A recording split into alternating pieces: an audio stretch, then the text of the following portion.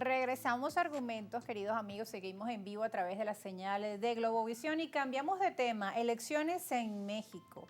Atención, la primera mujer presidenta de este país, además una mujer de ciencias, Claudia Sheinbaum, ha sido pues electa en un proceso electoral. Antes del proceso estuvo marcado por algunos conflictos, enfrentamientos, entendemos la situación violenta que se vive en este país, en México, incluso pues algunos asesinatos en medio de esa contienda de campaña electoral. Sin embargo, el día de ayer leía pues algunos comentarios que el civismo ha triunfado, la participación ciudadana masiva que finalmente pues lleva a estos resultados. Vamos a escuchar parte de las palabras que daba el día de ayer la candidata electa ganadora.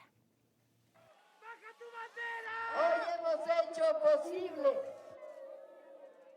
el pueblo de México, la continuidad y el avance de la cuarta transformación. Y también que por primera vez en 200 años, las mujeres lleguemos a la presidencia de la República. Y como lo he dicho en otras ocasiones, no llego sola, llegamos todas, con nuestras heroínas que nos dieron patria, con nuestras ancestras, nuestras madres, nuestras hijas y nuestras nietas. Bueno, imágenes de ese momento del día de ayer, luego de darse a conocer los resultados. ¿Cuáles son los retos que tiene Claudia Sheinbaum? Bueno, pues tiene el enorme desafío de contener la violencia del narcotráfico y de género. En la campaña, una treintena de aspirantes fueron asesinados según la organización no gubernamental Data Cívica. Casi 100 millones de electores fueron convocados para votar en este proceso, en lo que habían unos 20.000 cargos en disputa. Según los datos preliminares del INE, el oficialismo lograría también la mayoría calificada en el legislativo que le permitiría reformar la Constitución. Asimismo, la izquierda lograría retener la alcaldía, o logró retener la alcaldía de la Ciudad de México, su histórico bastión. Ahora vamos a ver algunas de las reacciones. La candidata de oposición el día de ayer reconocía sus resultados, pero ha colocado también hace pocas horas a través de su cuenta en redes sociales, Xochitl Gálvez, este mensaje. Todos sabíamos que nos enfrentábamos a una competencia desigual contra todo el aparato del Estado dedicado a favorecer a su candidata. Nos dimos cuenta de cómo el crimen organizado se hizo presente. También escriben tercer párrafo, esto no termina aquí.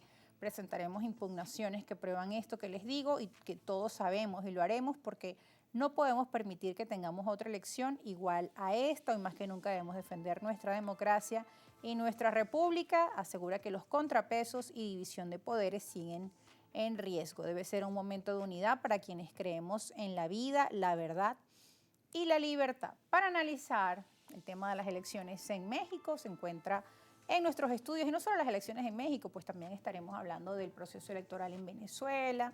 Está Julio Cellini, abogado, consultor político, ustedes lo conocen. Bienvenido, Julio, nuevamente a nuestros estudios. Gracias, Rosa, un placer como siempre estar contigo y bueno, tratar estos temas tan interesantes para América Latina y Venezuela. Así es, bueno, el proceso electoral en México también era uno de esos momentos que toda Latinoamérica estaba pendiente, sobre todo por la violencia política ocurrida en los momentos de campaña, cómo se iba a desarrollar este proceso. Pues aparentemente lo que vemos en los reportes es que una participación alta estuvo presente, a pesar de lo que pudo haber suscitado, generado temor, el tema de la violencia del crimen organizado. Pues finalmente los ciudadanos salieron a votar y a expresarse en las urnas, en primer lugar, ¿no? Sí, creo que lo que pasó en México ayer es una gran demostración de civismo, a pesar de, como bien dices, pues ya lo que es básicamente común en la dinámica político-electoral de México, que es una gran violencia. Pareciera que en México ser candidato a alcalde o a un cargo fundamentalmente local o regional es casi una sentencia de muerte en algunos casos.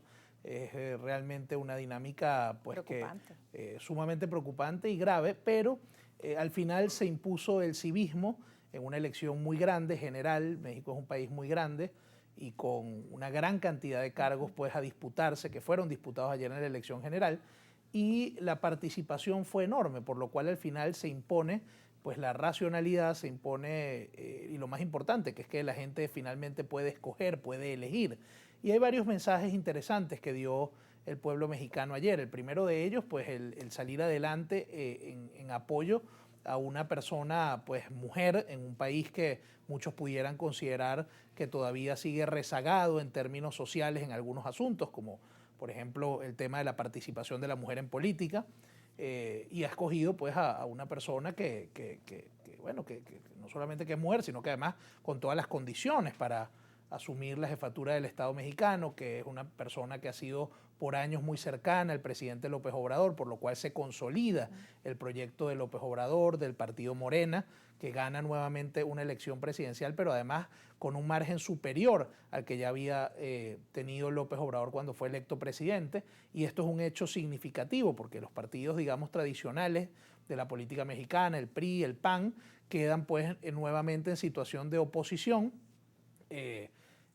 y en una situación compleja porque acaban de perder la presidencia pues con un amplísimo margen.